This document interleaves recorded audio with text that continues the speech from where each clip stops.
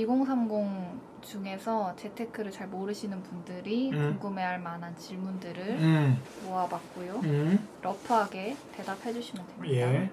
통장은 몇 개로 나눠야 할까요? 월급이 들어오는 메인 통장. 메인 통장에서 이제 월급이 들어오면 비상예비 자금으로 들어갈 통장 하나. 그 다음에 뭐 예를 들어 경조사라든가 여행 가는 거라든가 이런 걸 위한 비정기 지출 통장, 예비비 통장 하나. 그 다음 저축 통장 하나, 생활비 통장 하나, 투자하는 통장, ISA라든가 이런 거 있죠. 그 다음 저축 통장은 뭐 예를 들어 청년도약 계좌라든가 이런 거죠. 그 노후 대비해서 연금저축펀드나 IRP 들어가는 연금 통장, 그죠? 연금 계좌. 통장이라기보다는 계좌가 되겠지. 계좌가. 네. 그 정도로 나눠야 되지 않을까. 목돈을 만들었다. 그럼 이걸 어떻게 관리하고 어떻게 불려야 하는지. 돈을 벌면 적게 쓰고 남으면 모으고 모은 거는 불리고 적립식으로 불어난 돈이 1억이나 5억이 되면 이거를 이제 자산 포트폴리오를 하죠.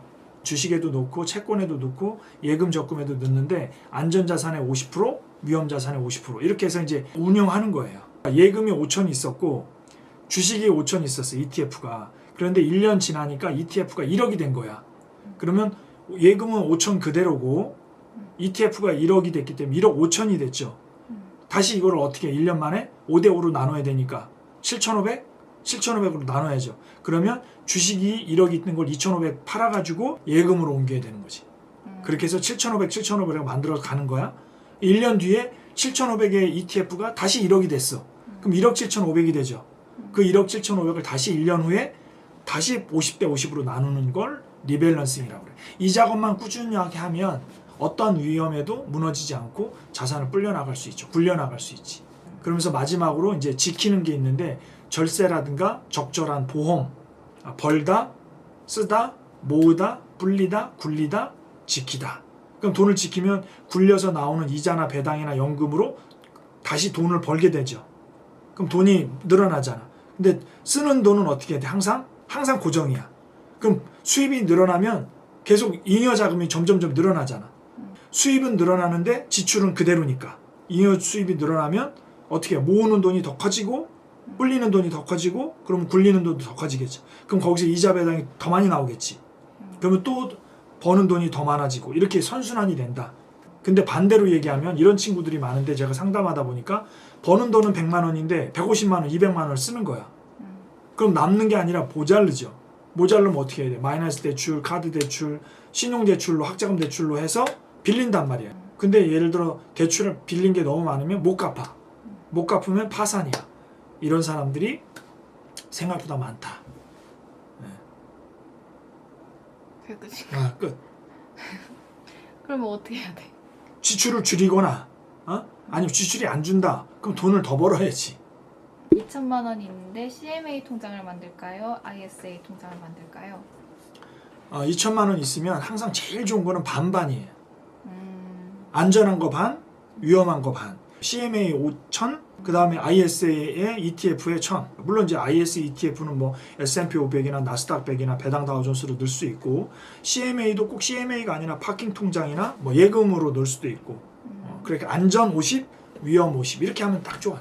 안전자산에 50을 하는 것 중에 이유가 안전자산에 현금도 있으면 좋아. CMA 왜 주식시장이 많이 빠진단 말이에요. 지금 공포 앤 탐욕 지수라고 있는데 Fear and Greed 지수가 있는데 이게 10 이하면 정말 공포스러운 상황이란 말이에요. 지금 6까지 내려갔다 최근에는.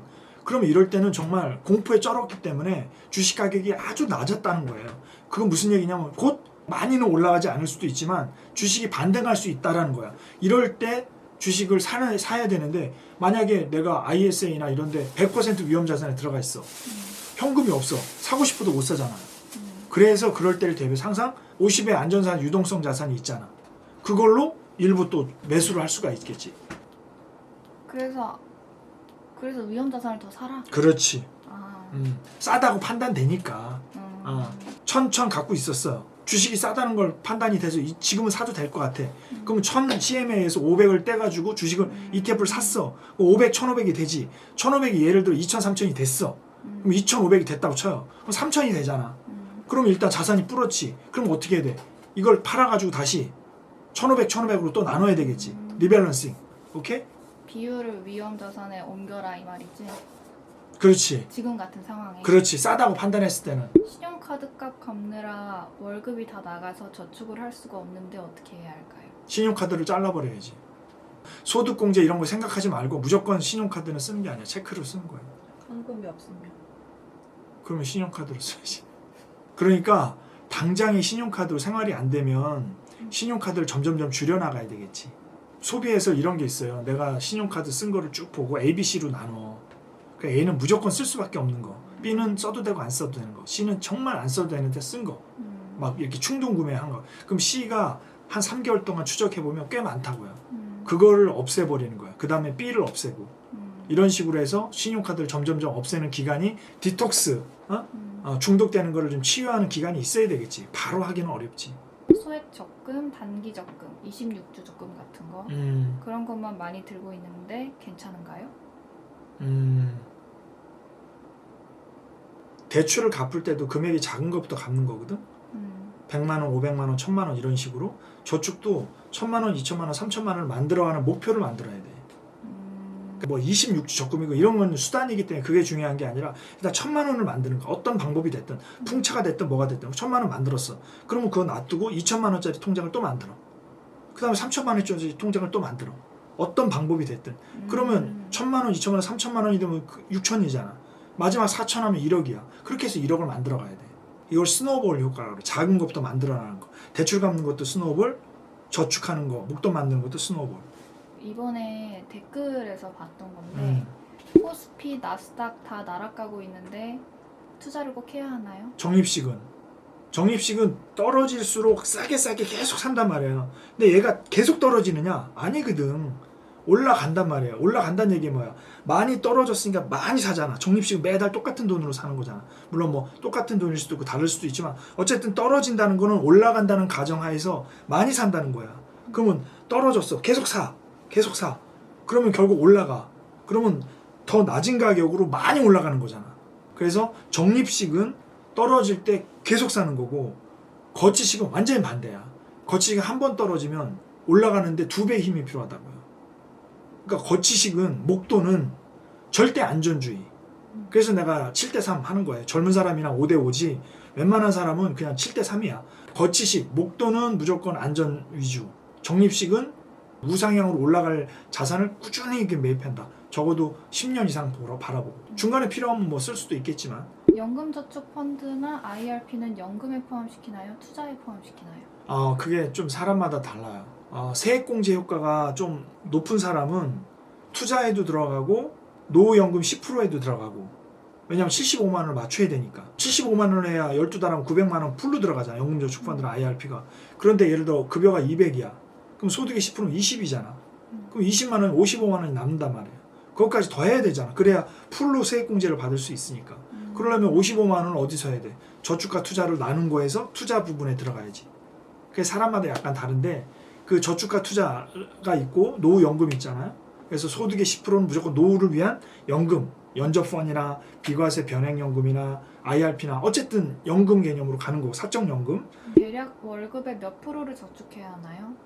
엄마 아빠랑 사는 사람은 50%, 혼자 사는 사람은 40%, 부부도 40%, 아기가 한 명 있는 3인 가족은 30%, 아기가 2명 있는 집은 20%, 아기가 셋인 집은 5인 가족은 10%.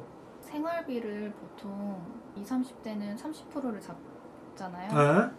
그런데 서울 자취하면서 생활비를 30% 잡으면 생활할 수가 없는데 어떡하나요? 생활비가 30%거든? 그런데 아까 거기서 대출에서 10%, 예산 잡아놨던 거, 보험에서 5% 빼면 15%지. 그럼 45%지. 그리고 나서 노후에서 5% 빼든, 저축에서 5% 빼든 해가지고 몇 프로 맞춰? 50%로 맞춰줄 수 있지. 그죠? 다른 데서 빼와라. 이렇게. 신용카드는 여러 개 써도 되나요? 뭐 개인의 취향인데 일단은 기본적으로 신용카드를 안 쓰는 걸 기본으로 하기 때문에 가능하면 있으면 하나만 정도 있고 연봉의 25%까지 소득공제가 되니까 그걸 신용카드 하나만 있으면 되지 않을까. 놀이동산 같은 데 가는 것 때문에 어디 할인되는 거 절대 그런 것 때문에 카드만 들고 소비하는 거는 그거는 자본주의 희생양이 되는 거다. 적금 종류가 많아서 어떤 걸 들어야 할지 모르겠어요. 가장 편안한 통장, 뭐 카카오 통장이나 뭐 토스적 뱅크나 자기가 할 수 있는 거 하나만 정해가지고 하면 좋을 것 같아요. 여러 개 막 비교해가지고 어느 은행은 우대금리 좋고 어디 은행은 무슨 혜택 주고 이런 거 하는 게 시간 낭비야. 시간 낭비. 저축을 하는 게 중요하지 어떤 혜택 때문에 비교하는 게 너무 아까워 시간이. 선물이나 코인 같은 공격형 투자는 공부해서 하면 되는 건가요? 그거는 돈이 아주 많아도 하지 않기를. 한 방에 다 날릴 수가 있는 게 선물이나 옵션 같은 거고 코인도 뭐 비트코인이나 이렇게 제도권에 있는 거를 자기 자산의 한 5%나 10% 정도 하는 건 괜찮은데 선물이나 옵션은 파생이란 말이에요. 그러니까 주식이 올라가면은 더 많이 먹고 뭐 떨어지면 더 많이 먹고 뭐 이런 식으로 조건이 붙는 건데 조건이 맞는 경우가 별로 없어요. 왜냐하면 그걸 통해서 이익을 취하는 사람들이 만들어 놓은 어떤 거대한 그물망에 빠질 가능성이 크거든 개인이. 그러니까 그런 파생 상품은 고수들만 하는 거니까 아예 하지 말고 주식 정도, ETF 정도만 해도 충분히 절세 효과 노리면서 돈을 벌 수 있는데 굳이 그런 위험한 상품 하면서 목숨까지 목숨까지는 아니지만 어쨌든 위험에 노출될 필요는 없지. 20대 중반부터 30대 중반의 사회초년생들 돈 모으기 플랜을 알려주세요. 이제 10년이다. 그러면 청년도약 계좌가 보통 3년, 5년이잖아요. 3년은 3번 한다거나 5년짜리 2번 한다거나 그리고 10년짜리 ISA 1번 간다거나 그 다음에 뭐 갑자기 돈이 필요할 수도 있으니까 유동성으로 그냥 일반 1년 적금 그럼 100만 원 한다 그러면 30, 30, 40 적금 30 청년도약 계좌 30 ISA ETF 투자 40 그래서 적금 30은 10번 돌아가는 거고 1년 적금을 따로 할 필요가 있어? 적금을 따로 할 필요는 없는데 예를 들어 비상예비 자금이 없거나 예비비 통장을 안 갖고 있는 사람 같은 경우는 돈이 또 필요할 수가 있지. 근데 돈을 모으기로 한다면 필요 없지. 그럼 딱 또 둘로 가는 거야. 청년도약 계좌는 그러니까 5년 또는 3년 10년에 1억 만들어 가는 거고 ISA는 그냥 처음부터 끝까지 가는 거. 왜? ISA ETF를 담는다면 깨는 순간 복리가 없어지기 때문에 강의할 때도 3년짜리 5년짜리 해지해서 뭐 새로 가입하고 이런 말을 했었는데 지금 생각해보면 그게 옳지 않다. 가능하면 그냥 계속 그냥 만기가 없단 말이야 ISA가. 그러니까 계속 갖고 가는 게 좋겠다. 복리가 일어나니까.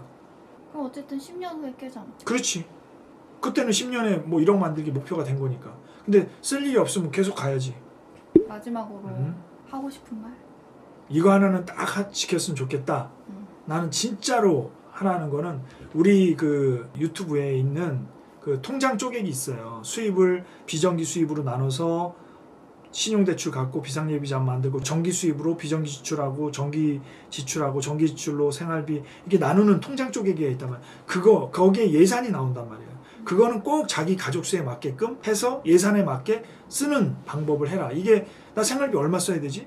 나 저축투자 얼마 해야 되지? 이런 게 없으니까 그냥 쓰는 거지 뭐. 그래서 그 예산을 가지고 쓰다 보면 너무 부족하다 그러면 약간 좀 생활비 좀 늘리고 저축을 하더라도 일단 예산에 맞게 돈을 쓰는 거 그게 제일 중요한 것 같다. 끝입니다. 오케이.